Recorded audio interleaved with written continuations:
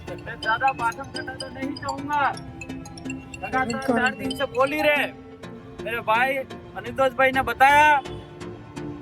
और हमारे 15 सूत्रों की जो मांगे थी, इन मांगों में से 2-3 मांगे ऐसी थी जो मुख्य मांग थी।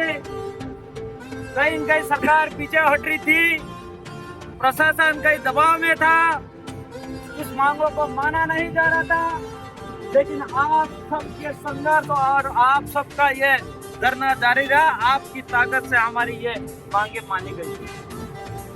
और ये मांगे मैं आपके सामने सार्वजनिक करूंगा। ये लेट इसलिए हुआ, ये प्रशासन भी हमें बोल रहा था कि मौखिक रूप से आप घोषणा करो, लेकिन हमने कह दिया हम लोग मौखिक रूप से घोषणा नहीं करेंगे, लिखित रूप में हम इसलिए आज जो दौड़ा की बड़ी घटनाक्रम हुआ है, वो किस हिसाब से हुआ है उसको लेकर आप सबको दुख है।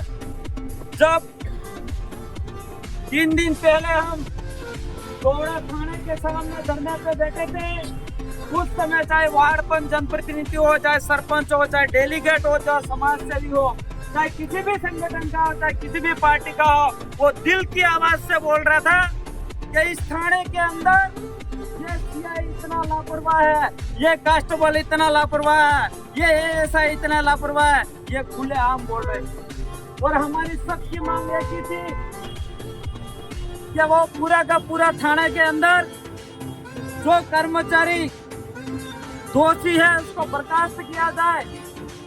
लेकिन कोई नियम प्रक्रिया के आधार पे हमारी मांगे मानी है और हम लास्ट तक लड़ाई लड़ेंगे भी सही। मैं प्रशासन को भी कहना चाहूंगा, विधायक होने के नाते मैं बर्दाश्त नहीं करूंगा, बर्खास्त करने की क्षमता रखेंगे हम। ये तो फर्स्ट जो बताना चाहूंगा, दौड़ा ब्लॉक के अंदर तेजकरण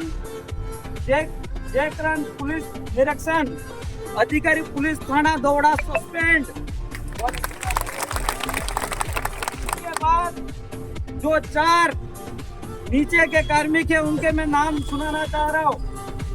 बलमराम पुत्र दूल्हा उप निरीक्षक suspend, Kumar head constable suspend, Upendra Singh suspend, Madhav Singh suspend.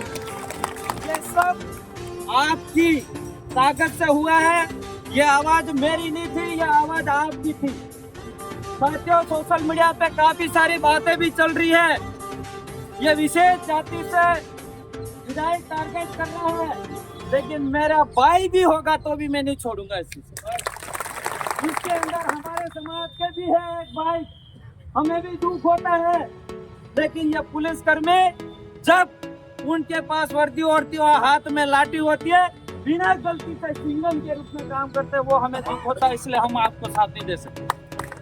हम जनप्रतिनिधि हैं, हम समाज के आम व्यक्ति नागरिक के नौकर है। आप लोगों ने हमको जिताया है, आप जैसा बोलोगे ऐसा ही काम करेंगे हम। इसलिए हम इस पे किसी भी प्रकार से समझौता नहीं करेंगे। रही बात जो कल एक मुकदमा दर्ज करने के लिए एसपी साहब को रिपोर्ट दी थी, उसको भी मैं बताना चाहूंगा। जो दिलीप आहारी के हत्यारों और गिरफ्तार करने की सजा दिलाने के लिए संबंध में दिया था, तो वो भी रिपोर्ट दर्ज हो गई है और इसकी भी कॉपी दी गई।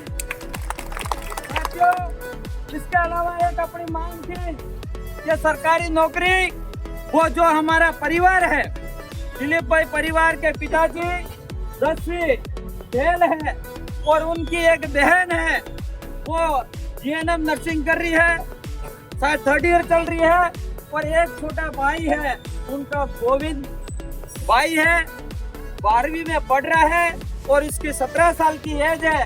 लेकिन अभी वर्तमान एज जो भाई हमारे दिलीप भाई के पिताजी जो जीवराज जी को एक संविदा कर्मी सरकारी नौकरी जो रघुनाथपुरा गांव के अंदर हॉस्टल है, इसके अंदर नौकरी दी गई।